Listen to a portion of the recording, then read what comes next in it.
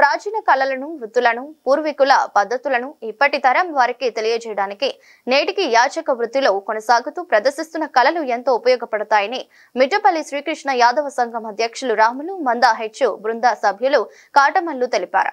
Siddipet urban మండలం మిట్టపల్లి గ్రామంలో శ్రీకృష్ణ యాదవ సంఘం ఆధ్వర్యంలో మంద హెచ్ వారు గంగాదేవికి బోనం కళా ప్రదర్శన నిర్వహించారు. ప్రదర్శనలో భాగంగా బొమ్మలు తీయుట, ఒడిబియ్యం కార్యక్రమాలు నిర్వహించారు. ఈ సందర్భంగా మాట్లాడుతూ తమ తాతల కాలం నుంచి మంద హెచ్ వారు ప్రతి 5 సంవత్సరాలకు ఒకసారి గ్రామానికి వచ్చి యాదవులకు దీవెనారతి ఇచ్చి సంభావన తీసుకోవడం ఆచారంగా వస్తుందన్నారు. నా పేరు కట్టమల్లు. మేము యాదవులకు సంభవించిన వాళ్ళం, అయినా మేము యాచకులం.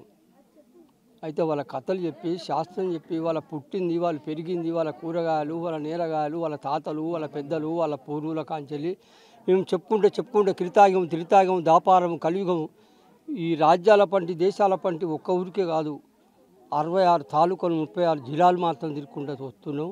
ఇప్పటికైనా మేము మాకు ఇచ్చేది వాళ్ళు ఇస్తారు, వాళ్ళు దీవించిపోతాం. వాళ్ళ కొడుకులు, వాళ్ళ బిడ్డలు, గుడ్డు, గొర్రె, పంట పైరు చల్లగా ఉంటుంది, మాకు ఇస్తూ ఉంటారు. మేము తింటూ ఉంటాం, పోతూ ఉంటాం, మళ్ళీ వస్తూ ఉంటాం, మళ్ళీ దీవెన పెట్టి మళ్ళీ పోతుంటే వాళ్ళు కలిగిన కొద్ది మా పెడతా ఉంటారు, మేము తింటాం. ఇక్కడ యాదవ గంగురాజు కథ చెప్పిన ఫస్ట్.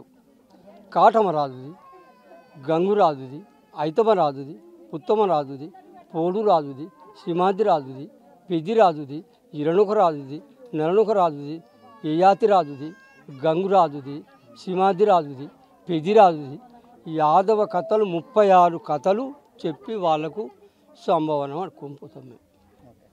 ఇప్పటి నుంచి కాదు, ఎప్పటి నుంచో, ఏ తాతలో ఏ పురుగు నుంచో పడింది, ఇప్పటి నుంచి కాదు.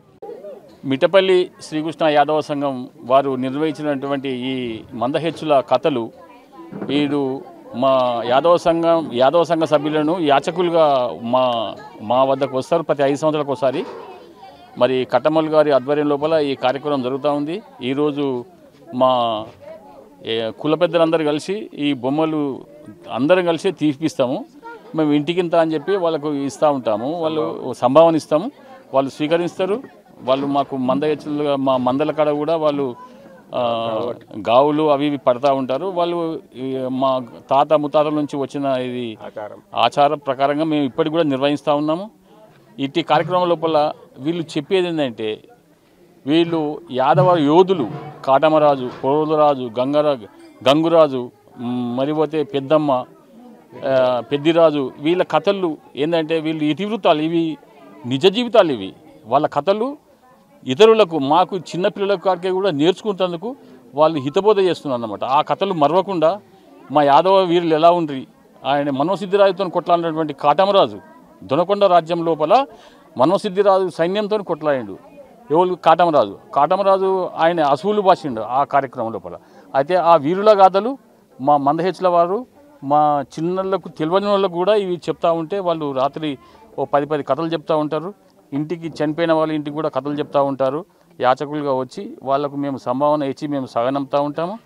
ఇది యాదవ వీరుల చరిత్రను వాళ్ళు గొప్పగా చెప్పేందుకు మేము వాళ్ళకు కూడా సహకరిస్తాము. వాళ్ళు ప్రతి 5 సంవత్సరాలకు ఒకసారి వచ్చి మేము ఇచ్చిన సంభావన తీసుకొని మాకు దీవెనార్తి పెట్టి వాళ్ళు వెళ్ళిపోతూ ఉంటారు. ఈ కార్యక్రమంలో ఈ సిటీ కేబుల్ వాళ్ళు వచ్చి మాకు ఈ కార్యక్రమాన్ని వచ్చి జయప్రదం చేసినందుకు మేము యాదవ కుల సభ్యుల సంఘం తరపున అందరికీ పేరు పేరున నమస్కారం తెలియజేస్తూ ఉన్నాము. ఇలాగే అందరం కూడా కలిసికట్టుగా జీవించి ముందుకు పోదామని చెప్పి మా యాదవులకు ఒక విజ్ఞప్తి.